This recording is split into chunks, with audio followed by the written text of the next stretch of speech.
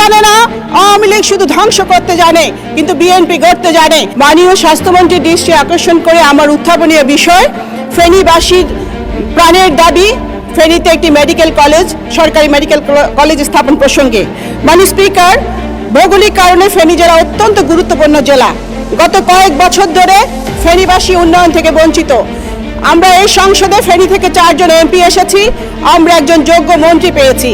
আমাদের 4 জন এমপির প্রাণের দাবি, আমাদের ফেনীর গণমানুষের দাবি, ফেনীতে একটি সরকারি মেডিকেল কলেজ প্রতিষ্ঠা করতে হবে। ইতিপূর্বে ফেনীতে একটি প্রাইভেট মেডিকেল কলেজ প্রতিষ্ঠিত হয়েছিল, চাঁদা না দেবার কারণে পেট্রোল ঢেলে আগুন জ্বালিয়ে পুড়িয়ে ধ্বংস করে দিয়েছিল আওয়ামী লীগের সন্ত্রাসীরা।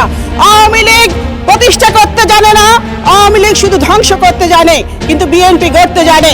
মাননীয় প্রধানমন্ত্রী 2026 সালের 25শে জানুয়ারি ফেনী সরকারি কলেজের মাঠে একটি নির্বাচনী সভায় অঙ্গীকার করেছিলেন তিনি ফেনী মেডিকেল কলেজ স্থাপন করবেন। এই দাবিটি যতদিন পূরণ না হবে মাননীয় স্পিকার, ততদিন এই দাবির পক্ষে এই সংসদে কথা বলে যাব। প্রয়োজনে এই সংসদের দক্ষিণ প্লাজায় আমরা 4 জন এমপি আমরণ অনশন করব। এই বিষয়টি অতি জরুরি বিধায় প্রয়োজনীয় ব্যবস্থা গ্রহণ করবার জন্য আমি আমার অনেক প্রিয় স্বাস্থ্যমন্ত্রীর দৃষ্টি আকর্ষণ করছি। মাননীয় স্পিকার, আপনাকে অসংখ্য ধন্যবাদ।